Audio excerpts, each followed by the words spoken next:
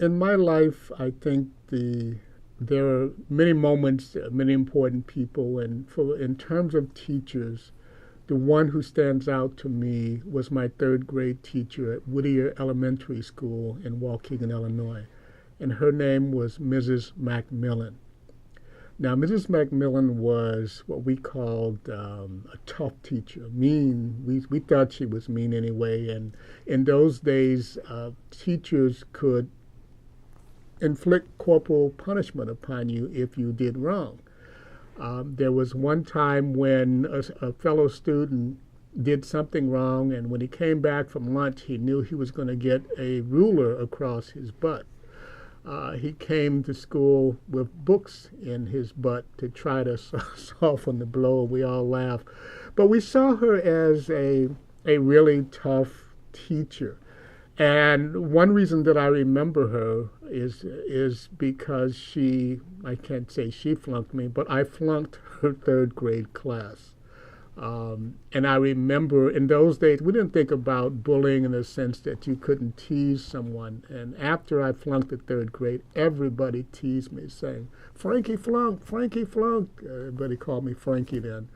And that summer, my parents made me work my butt off. I mean, I worked hard, I read, I did all kinds of work. And when I came back, I had the opportunity to take her class again. Now, I didn't want that opportunity. It turned out she was teaching a combined third and fourth grade class. And when I came to her class again, I was doing third grade work. And then the next thing I knew, she said, "You're doing so well, I'm going to put you into the fourth grade and do fourth grade work." So it turns out that after that, I get a double pass. So I'm going into the fifth grade. But I learned later on from my parents that Mrs. McMillan had told them that I was a smart kid, but I just wanted to be the class clown. I didn't want to be the class clown. Maybe I wanted to be in the top two or something like that. But she said that if I focused, that I could do well, and that she could have me in her class again, and I could maybe, be in the grade that I wanted to be and should have been in if I had not have clowned around. So I remember her because she expected more of me, and my parents also played a large part in that, in their desire for education. And so she's one of the teachers that I remembered for her toughness, for her persistence, and also for, I guess, pushing me to be more. There's another part of the story with regards to Mrs. McMillan and the third grade. And that's one of my good friends who was also in the third grade was a person named Larry Chapman. And he also flunked the third grade.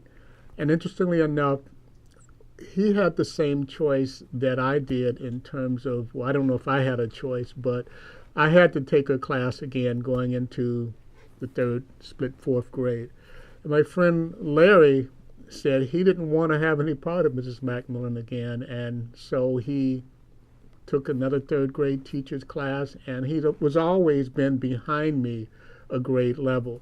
But interestingly enough, well, Larry's working for Dr. Dre, and he also became a musician, and he's a millionaire. I'm not a millionaire. So it just goes to show you sometimes that you never know how life turns out, the paths that you take. But I remember once in L.A. Driving around. Larry was driving me around in his car.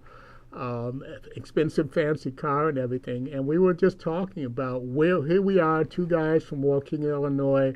I'm a professor, a journalism professor at Southern. I'm also a columnist. I'm doing documentary films, and he's doing well for himself, to say the least. And we talked about Mrs. McMillan and our experiences back at Whittier Elementary, and but it's just interesting how life goes, and teachers can and do often play an important part in our lives.